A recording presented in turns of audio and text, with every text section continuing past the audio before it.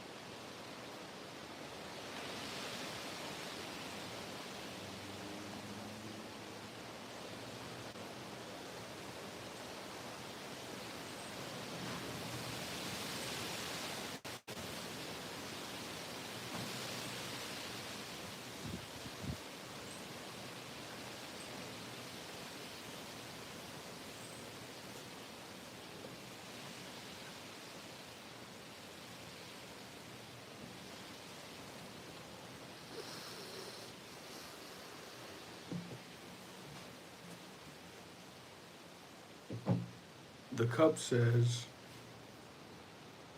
there is no cup. The cup is just an illusion.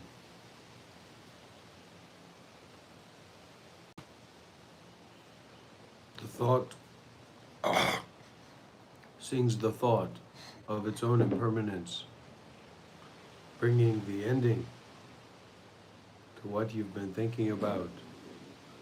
What is this you but just another thought? What is you? What is I? What is self? What is other? What is it all about, after all? Who are you? What are you doing here? You, I, self, other.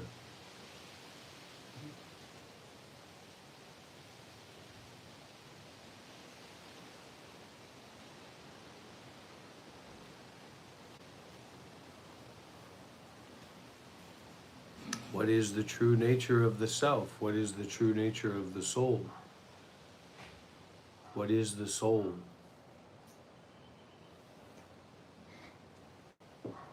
The soul, the self, is just an idea, just like believing in God, just like believing in a man who created everything.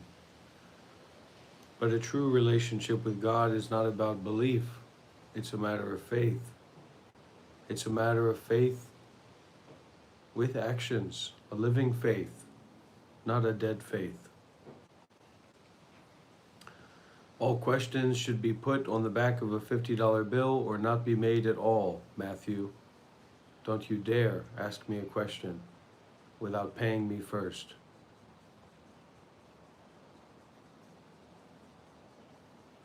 To experience experiencing through whatever appears, eh?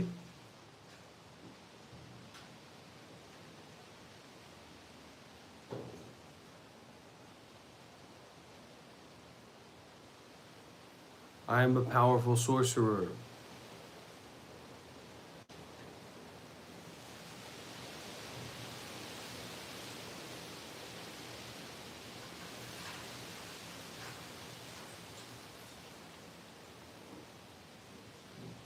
Your greed is your problem, my greed is my problem. No, you know I just greed, not a problem.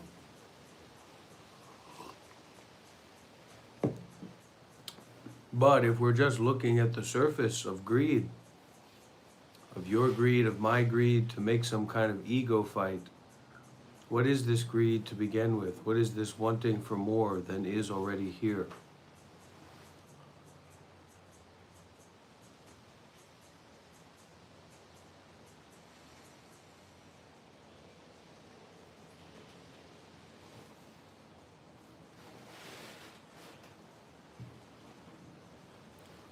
So when's Vishrant's session? Fridays, Okay, so 7 p.m. next Friday, 7 p.m. Yeah.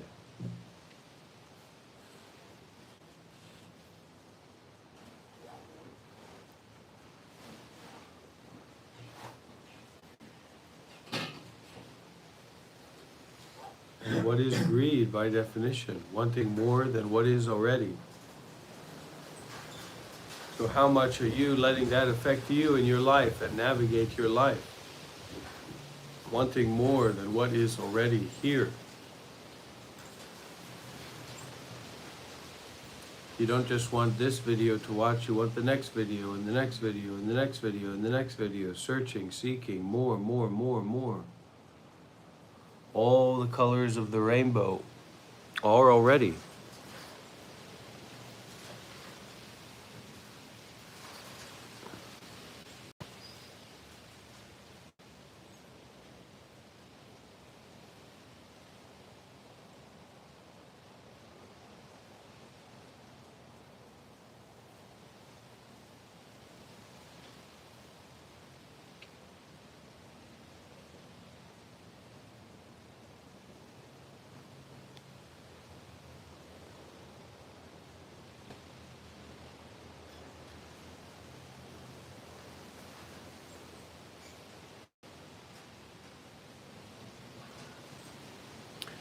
Well, if you seek source, you're in the right place, Ezzy.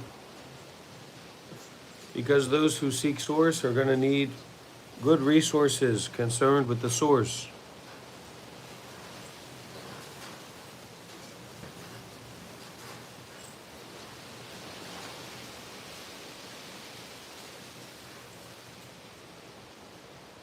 There are those who seek the source to add something onto to their ego, to add something onto their understanding, to add something onto their way of being a special person, special experience.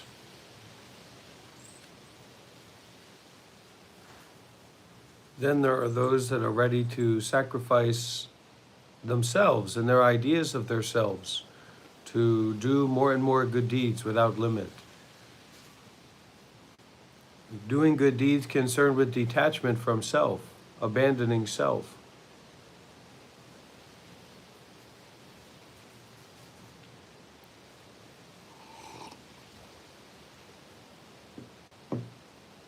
But it's not about criticizing anybody.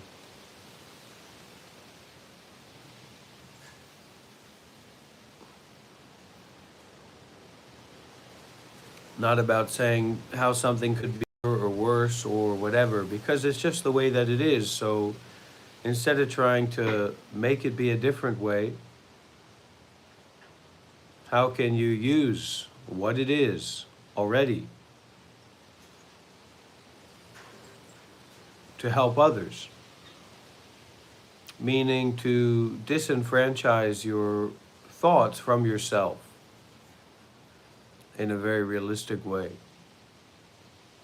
Because it may be difficult to empathize with a tree. Or for some people it may be easy, but we could see how a human being empathizing with a tree might be difficult because a tree seems to be a little bit different than we are. But another human being, it can be very easy to empathize with them. They're also human like me, their needs, their emotions, their experience, also similar to me. So, if we can focus on doing good deeds for the others, then we can detach, we can abandon, we can forgive, doing for ourselves only. And then you get some kind of momentum where doing for yourself only is impossible.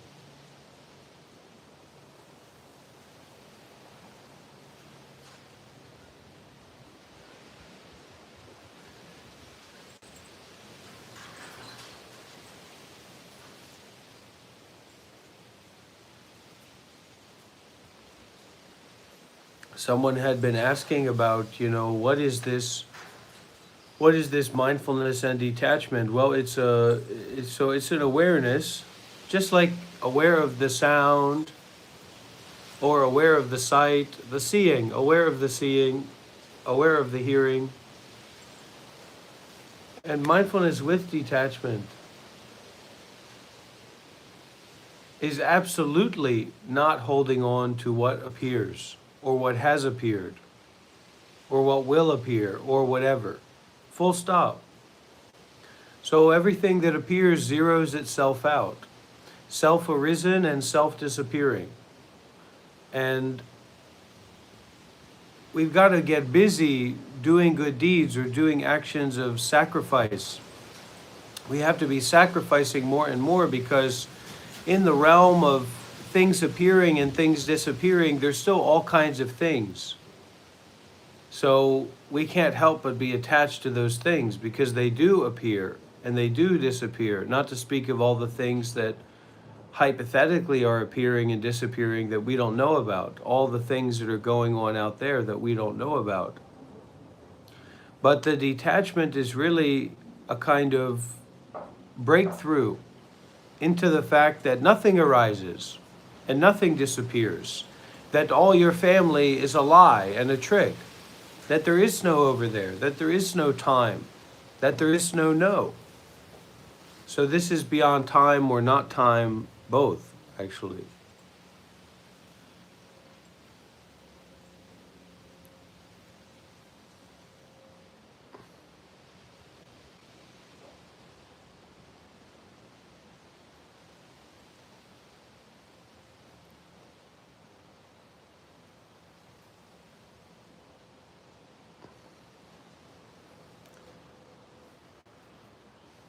Yes, this detachment implies ego dissolvement.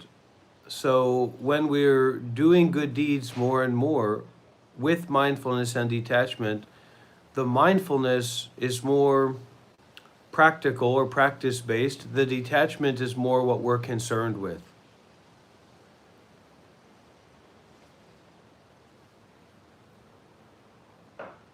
So it's a principle of detachment. But to practice that detachment, then the ego is not there, because the ego is like just attachment or just contraction, just afflicting, grasping.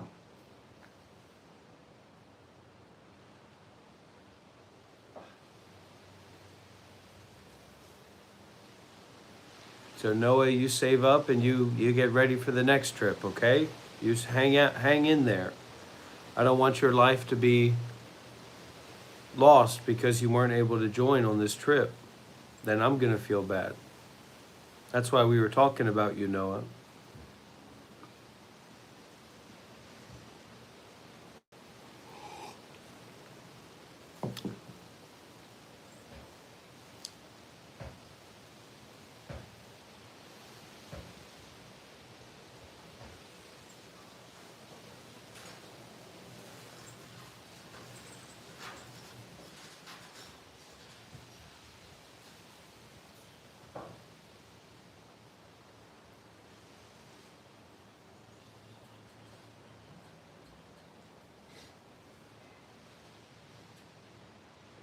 It's really interesting. It's really interesting how it goes, because we build up this experience or we build up this situation and then it's gone.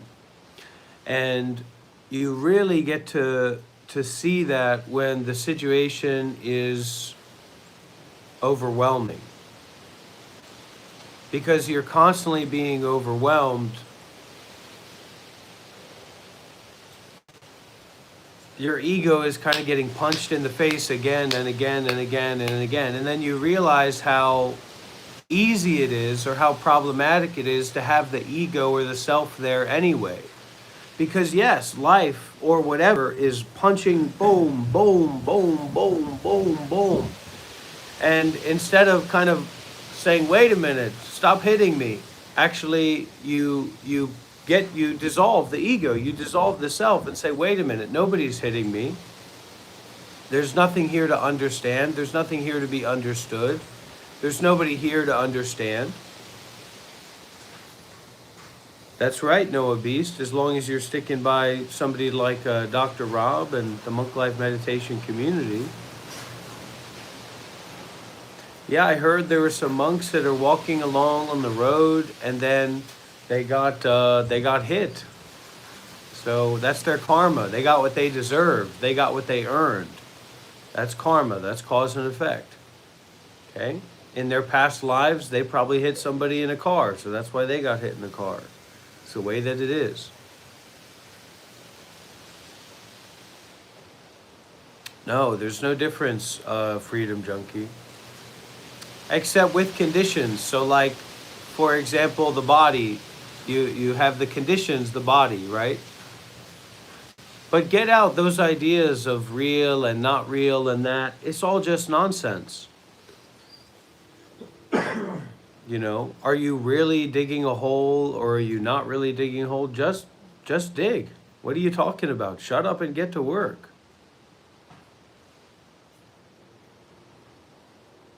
Shut up and realize awareness.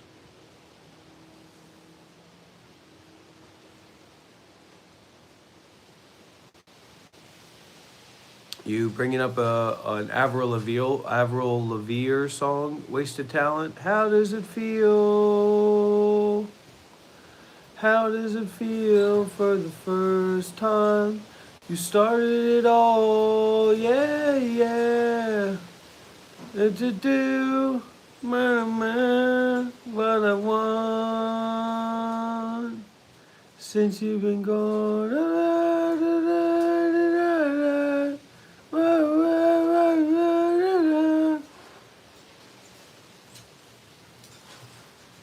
This is a gift from Lee. He put a bunch of stickers on the Starlink, so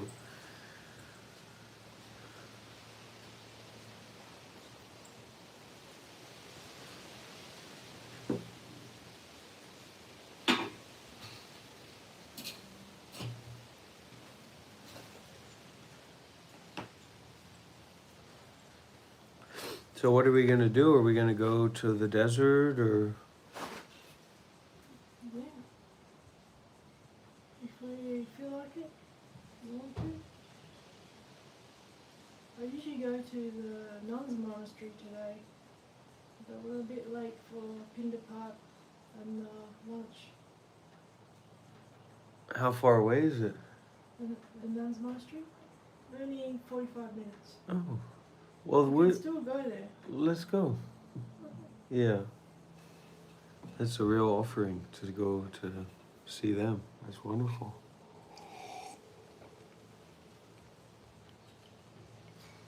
What's the time? You got first time? Right. Oh, what time is it? 9:40 a.m. Yeah, that's what I got too. The lunch is 10:30, so we should. I need to offer something, so I'll have to look in the fridge. Mm. Bring them some of that sparkling water, the sweet sparkling water. I usually make something the night before.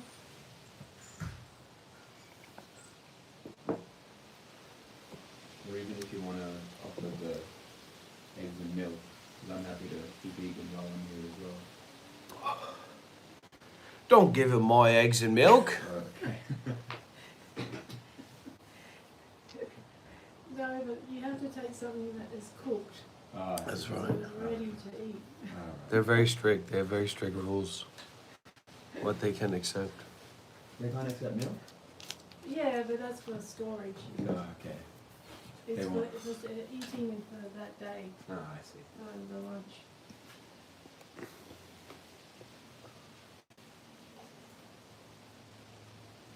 And do they have anything else besides the Bindabata? And The chanting 5 precepts, when do they do that? that's at about, that is 10:30, yeah. Oh. 10:30, yeah. Take the 5, chanting, take the 5 precepts, and then have lunch. And then? And then wander around Okay. the grounds. Oh. But it closes at 2 o'clock. Sometimes I'm there past 2 o'clock, but they know me, so it doesn't matter. Are the nuns and stuff wandering around after lunch, or? They kind of go back to their Yeah, positions, nap yeah, time yeah. usually. But you can talk to Ajahn Hasapana if she's there, Mm. if she's there today. If you need to talk to her, Well, or if anyone needs to talk to me. everybody needs to talk to her, Yes. whether they know it or not. The connection is bad out there. Is it? Well, we've got Starlink. Yeah. It'll be good. Yes.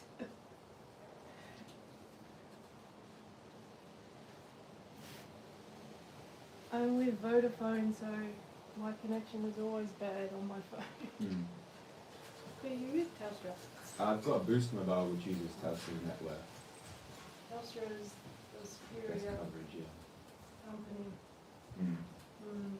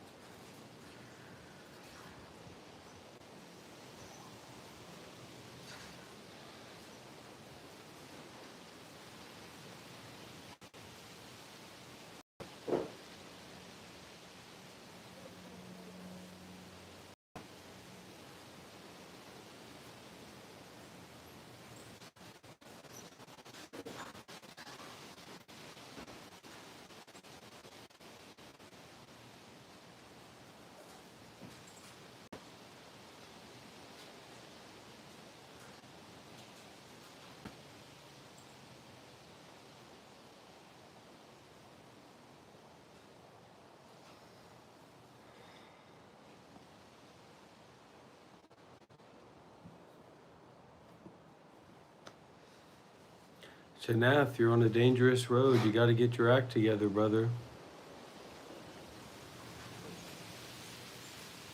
You got to get your act together. Go to some of those monasteries, some of those meditation centers nearby.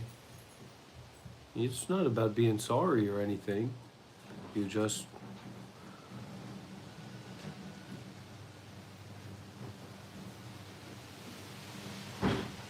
too much dizzied in self, you know.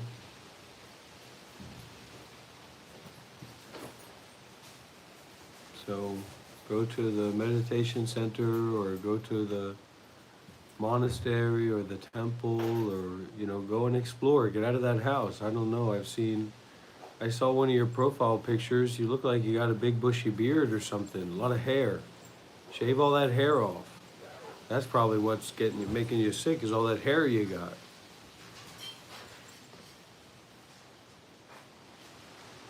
Remember, you're a Buddhist, not a Hindu or whatever. You don't have hair. You're fully hairless, Chanath? There's got to be something you can shave off. Just whatever you got, Chanath, get rid of it. Go and live in the street. Go and walk into the forest. Then you're not going to be thinking about having a good time with your tiddlywinks, okay? When you're starving and dehydrated and dying in the forest. All right? That's my advice.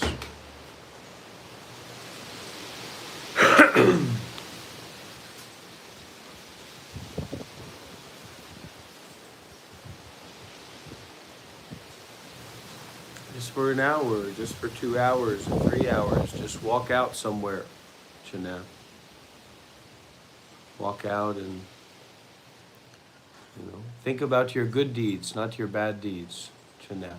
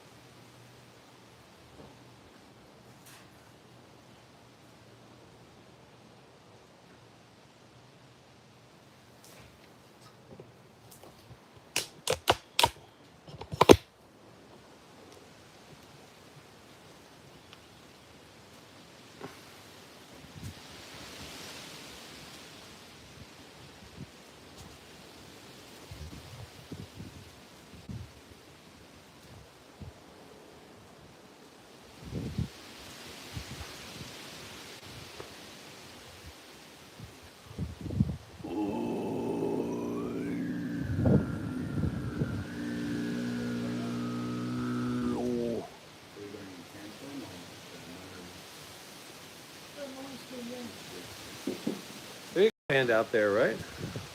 And probably stones too. Okay, so Can I dip a solid? I guess we can bring it, yeah.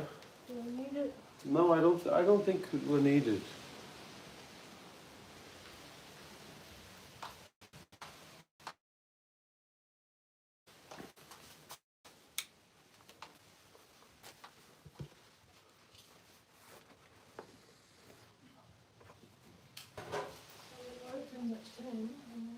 Whoa. Oh.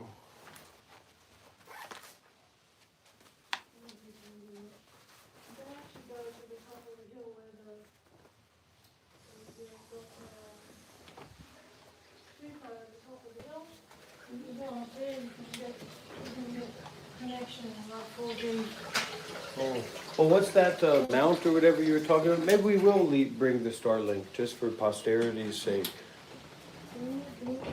Okay. All right.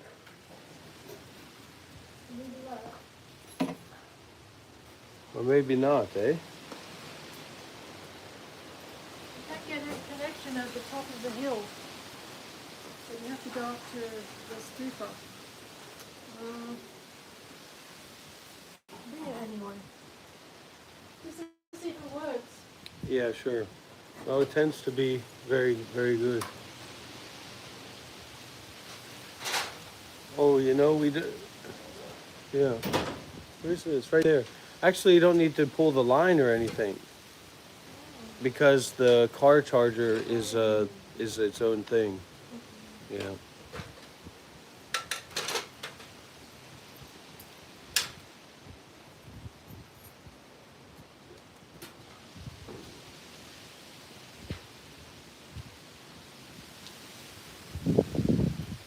Yeah, just.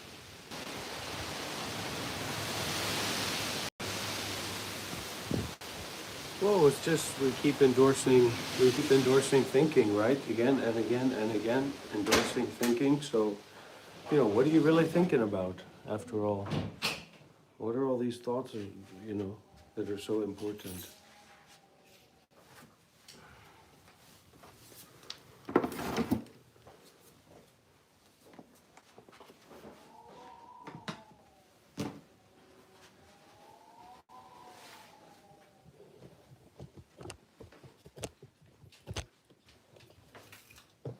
How many people usually show up for these? One day there's more people, usually 20, 30 people, Oh, sometimes more than that. oh, great. People. Must be Sri Lankan. Oh, yeah? Yeah. Hmm. Well, I haven't had Sri Lankan food in a while, so that'd be good.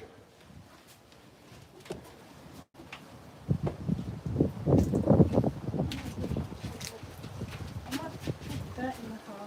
What is it? This What's that? That's your mount, right? in the car, yeah. Hmm. Good job, you got the key?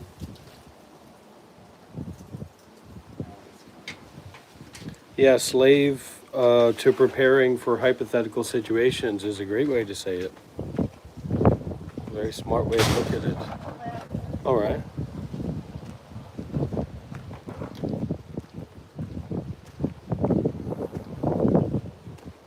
Wow, it's a beautiful, beautiful area of Australia here.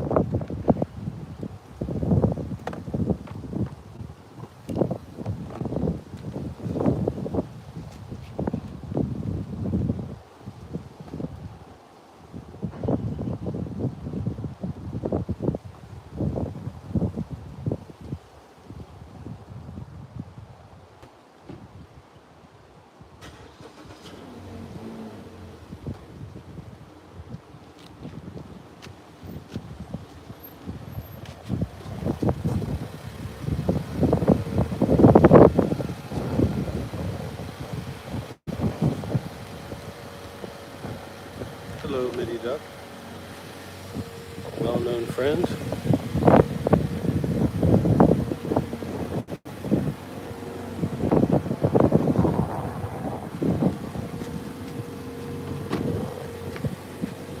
And Nikolai, been a while since I've seen you around. Hope all is well, Nikolai.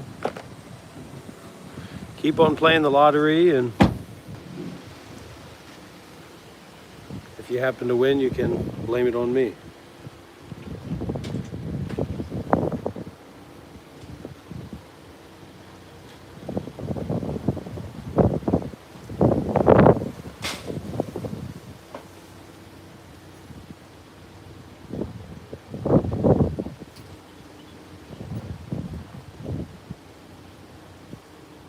Really? That's beautiful, huh? What do y'all think? Is that a beauty or not?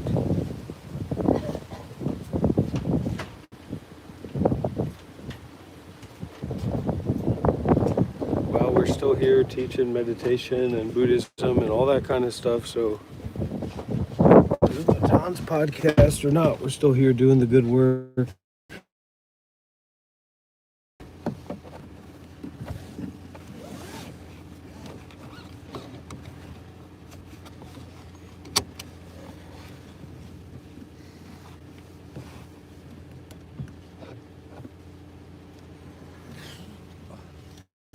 Might be a bit of it.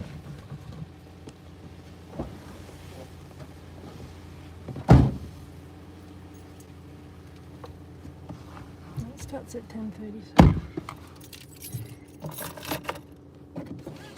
As long as we're present, we can never be late.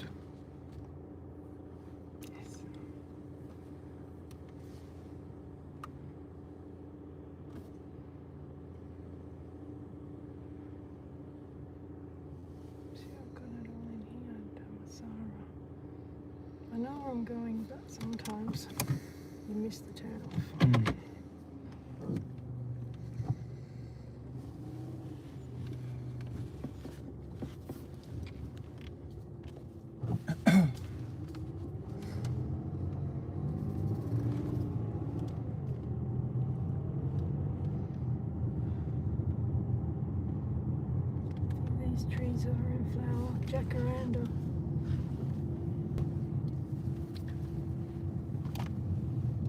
I was telling Lee and Aditya that I got Chikungunya virus once while I was in Myanmar and going over to India.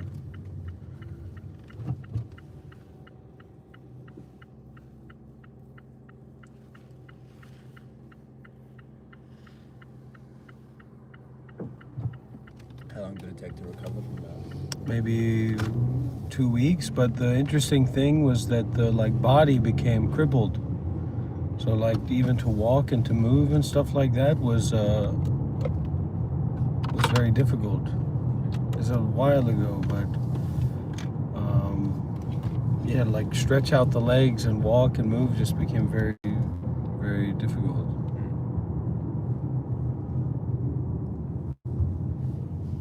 Some kind of mosquito virus. But Ajahn Brahm talks so much about the power of the mind to cure cancer and to cure anything, malaria and whatever. So I think part of being able to do that is having faith in that possibility.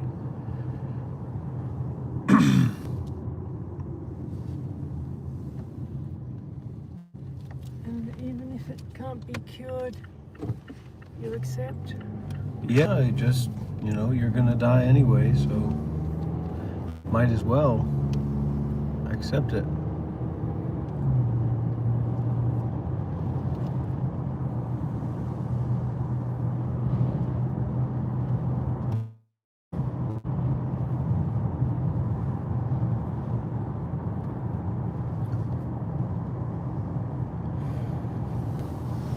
So there is a cyclone, they call it hurricane in America, up north in this state at the moment.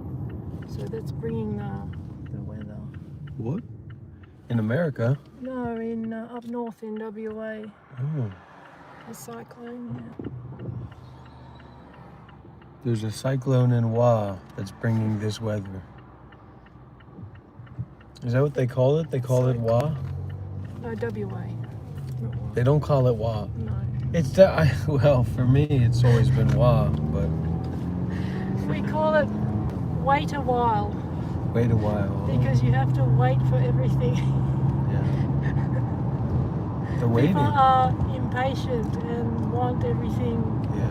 now, but in WA it's more laid back than, I suppose, Sydney. Did you? Oh, slow. It definitely feels that. And everything's a bit slower here.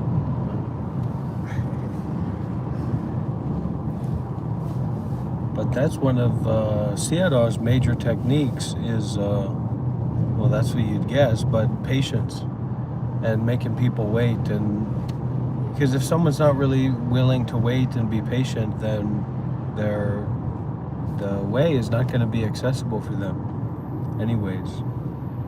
That's how I've thought about it.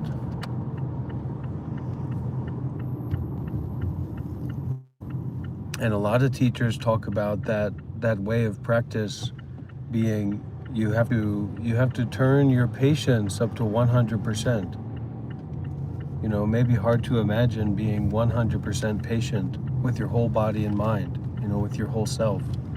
But I think that is in a very real way a lot of what the path takes. But how can you kind of be careful that you don't fall back into that whateverness? Well, it's patience with wakefulness. So that wakefulness has a quality of spontaneous responsibility, I'd say. And you know, there's also some degree of maybe the relevance of adversity in life that makes you a little bit more, not adversity, but I don't know. Yeah, the whateverness is tough, and it's actually it's known this detachment can take the form of a kind of callousness. So detachment is really meaning wisdom, and the wisdom has no callousness in it. It's just compassion. But it's not really about what other people do or what you as another person does. It's more transcendental. It's kind of a transcendental wisdom and compassion in the here and now. So it's like you're already driving a car. So you're spontaneously, automatically realizing that you're driving a car. But the whateverism is maybe, it's tough, the callousness of whateverism.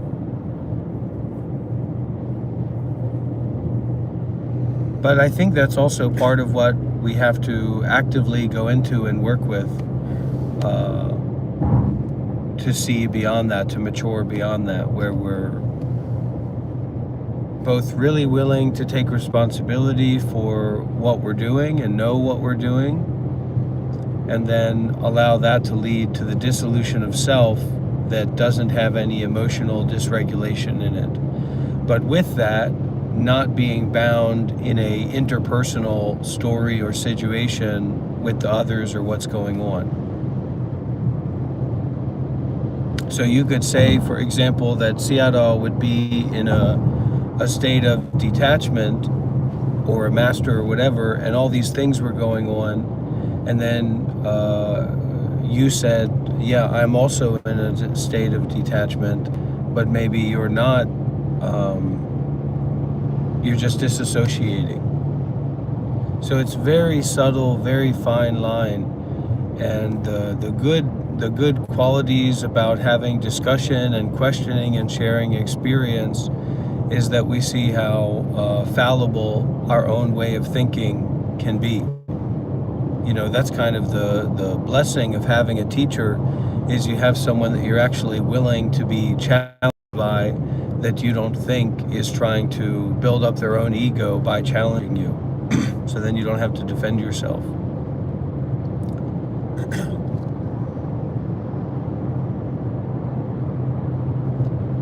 Another thing that I heard you mention this morning, and I also read briefly in Saddow's book, was doing for the sake of doing, and not doing with kind of a transactional mindset. Yeah. Just doing limitlessly, because in the world of Wa, or the world of Perth or Chicago or whatever, you've really got to primarily look out for yourself. So everything that you do has to have limit, because you're constantly watching the toll, the transactions, the how much you have to take care of yourself and plan out your life. It's all about you. But in taking refuge in the Sangha or in the community, actually you don't need to consider about yourself. First you can consider about the others, then you can consider about everyone, and doing that limitlessly, more and more and more. So everything becomes something to exploit, not something to carry or to hold on to or to fixate on or to try to maintain. Everything is there to be exploited limitlessly. Because what we're trying to navigate that can't be navigated is these 4 worldly winds, or these 8 worldly winds of profit and loss and status and disrepute and pleasure and pain. So detachment is like dissolving all that in a transcendental way, in the here and now, spontaneously.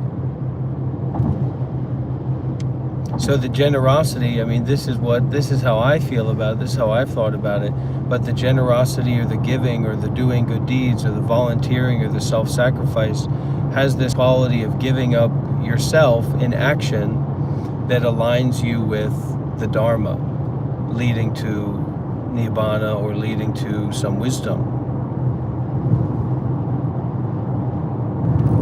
So how can we use what we have? It's kind of a challenge, and it's, you try to maybe secularize it or boxify it in a certain way about, well, this is just about mentally becoming enlightened and being free from attachments and all that. But actually, I haven't seen it work out so skillfully in that way. You know, compared to the teachers that I've met, there doesn't seem that there's a lot of people around doing a lot of incredible things. So, I mean, you know, shouldn't there be a bunch of Ajahn Brahms around? But so this is actually a challenge to use everything in your life to donate to the Buddha in all ways, continuously. So it's Sayadaw, I would say, has a very Mahayana kind of esque quality to what he's doing, which is similar to Wat Ram Bodhidham with Luang Por, because he's a Thai monk, but he named his temple after Bodhidharma, apparently, and you know, and Sayadaw is this Myanmar Theravada monk, but he's you know, he's taking a very different kind of revolutionary, radical approach. So it's how do you become revolutionary about everything that you have concerned with everything.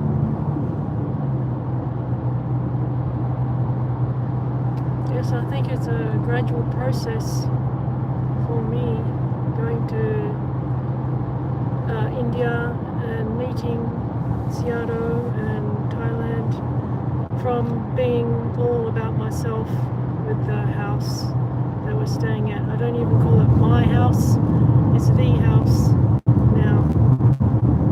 But I wasn't like that before. Like working for myself. Now I'm slowly getting used to just doing whatever I can to help. And I mean, I still have to work to keep that house and pay bills, but I have more of a faith, something to work for instead of just for myself. So that house, anyone can stay in the Sangha if they want to come to Perth. Yeah. And you know, just that being on a journey or that process, you know, we've got this song ingrained into us. I want it all. I want it all. And I want it now. But actually, it's quite horrible and nightmarish. You know, that mindset of taking and holding and keeping everything, wanting everything. So, Sayadaw, one of his teachings that's resonated with me a lot is this balancing. So like you know how to use the power of a good night's sleep. You know how to use the power of sleeping. Do you know how to use the power of not sleeping? You know how to use the power of not donating. Do you know how to use the power of donating? Most people know how to use the power of not sacrificing, not volunteering, not being in community. So do you know how to use the power of sacrificing, volunteering, and being in community, etc.? So becoming more full spectrum, and then, you know, slow and steady and consistently, depending on what you're interested in, you know.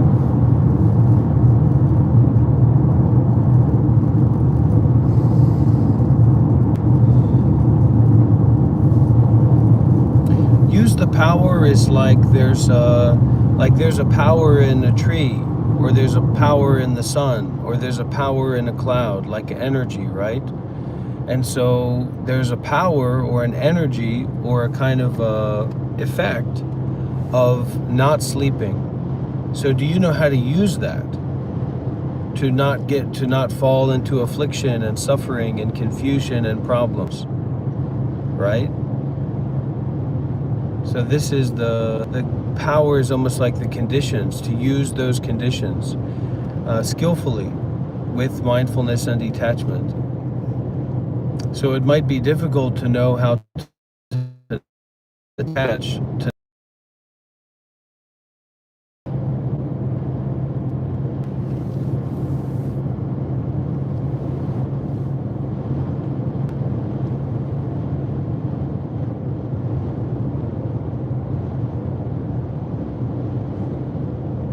But then we do that concerned with a community or a teacher or a friend on the path or whatever. We don't just do that in this isolated way, like we're monks in the forest.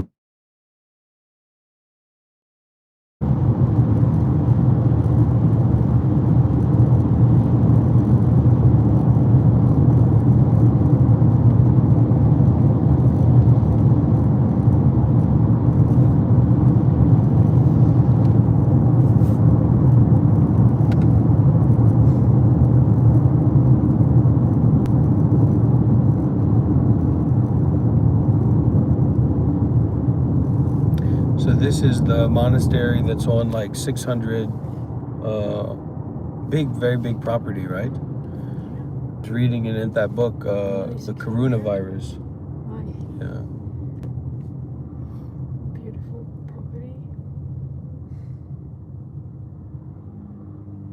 How many nuns live here?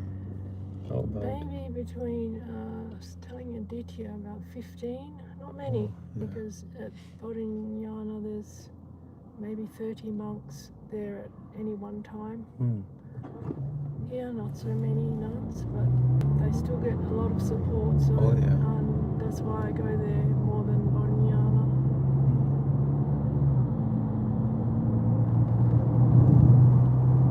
Have you attended any sessions with, what's the guy's name? Kind of like Ajahn Brahm's second, seemingly. Ajahn Brahmali. Yeah. I have attended some talks in the past, yeah. They're actually doing a sutta class online as Yeah, well. yeah, I've seen it. Yesterday I was tuning into that while I was running around. I felt like I was preparing for Seattle to arrive. Yeah. Well, he'd love it. He'd love it out here. He'd love this really nice, I'm sure. He's planning to start the Tabarwa in Australia because there's some, I don't know all the details, but there's some Vietnamese leader guy who apparently works at Toyota or used to work at Toyota in some way, and he lives in Australia. And they've been over east. maybe, and they've been going over to like Myanmar and with a different Vietnamese group to do different charitable actions and things like that. So I messaged Seattle, this is weeks ago, but said, is there a Tabarwa in Australia? And he said not yet. So It's very expensive here. yeah.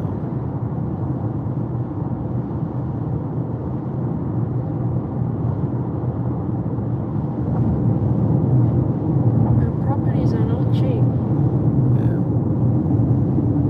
so it would be a blessing that he has a property donated.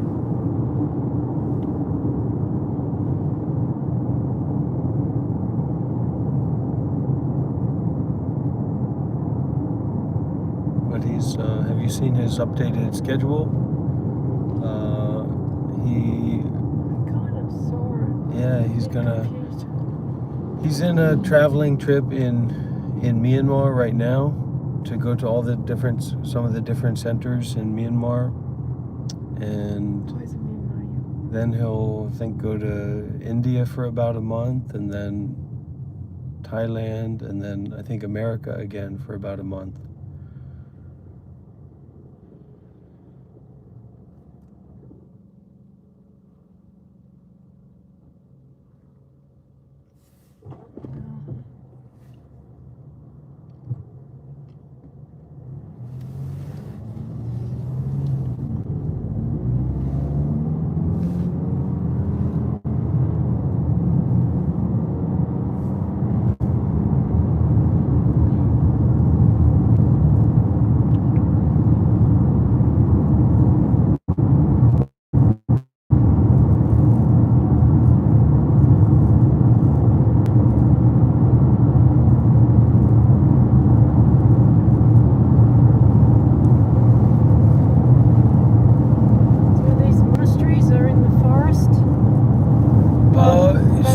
center where Ajahn Brahm has his talks is in the city.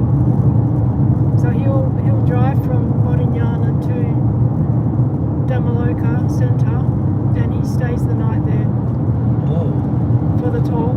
the place that has the be happy, be kind. Okay. Big Buddha Rupa. So that's not big the monastery, golden- actually. No, it is a center in the middle of suburbia, Hmm. and there are only a couple of rooms for maybe 1 or 2 monks to stay, but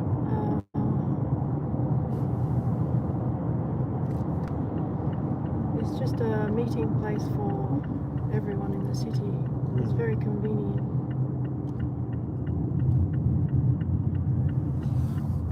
And also to give dana and Hmm. ceremonies and all the live streams.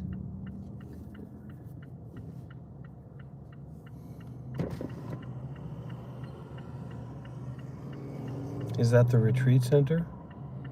No, that's another center that's only about a kilometre away, or not even that, from Bodhinyana.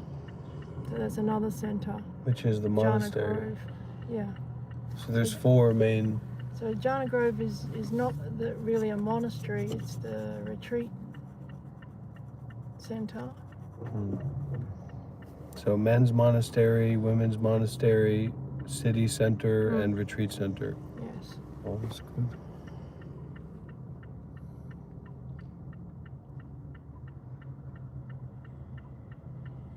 The retreat center is a great relaxing opportunity for lay people. If you want to meditate seriously, you can, but if you want to rest, you can rest. It's not like Vipassana, Yeah. but you have to be a Buddhist. You have to have taken 5 precepts. You can't just rock up as a normal person and say, I want to stay here. You have to be a member of the Buddhist Society of WA Hmm. and on the 5 precepts.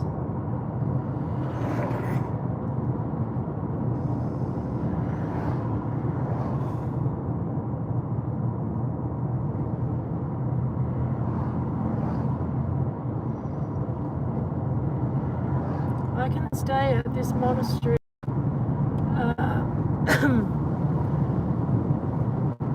for up to 2 weeks. I was going to stay over Christmas actually, but I have connection, and you can't really have use the internet. They Yeah. do have internet, but if you're staying there, you're basically staying like a nun. And because I'm doing study online, I can't really stay because I need to keep in touch with my class. With the Punyan Sunim or something Yes, else? Punyan Sunim. That's great.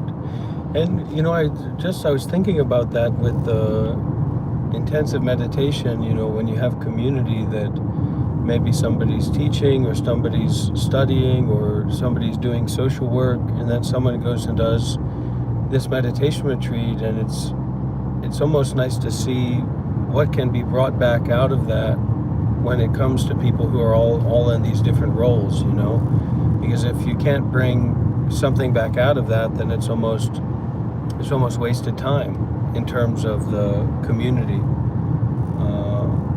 Like for the Buddha or Siddhartha Gautama being the greatest meditation master ever, but not being enlightened, even though he had all of these dhyanas, this very deep and potent meditation, and like how impermanent that deep and special meditation, you know, is.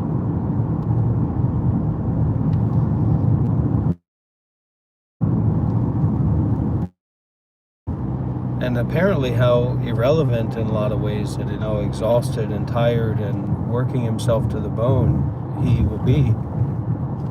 And seemingly the unimportance of him going into some kind of meditation retreat for even for a week or 2 weeks, you'd think he would be able to get so much from something like that would just, but he's just, no, of course not, is his kind of answer. So seems to be something in that. Because he is in that state all the time. He doesn't need to. Yeah.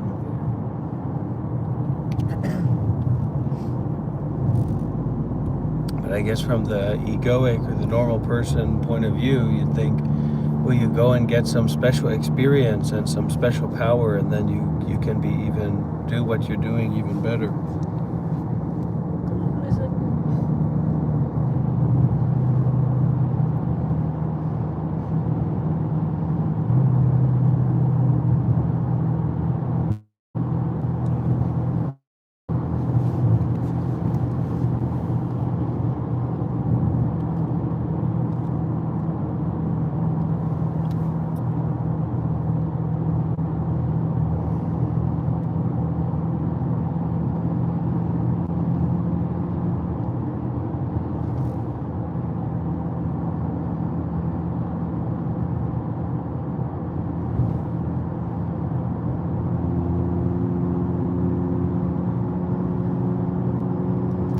I was thinking about something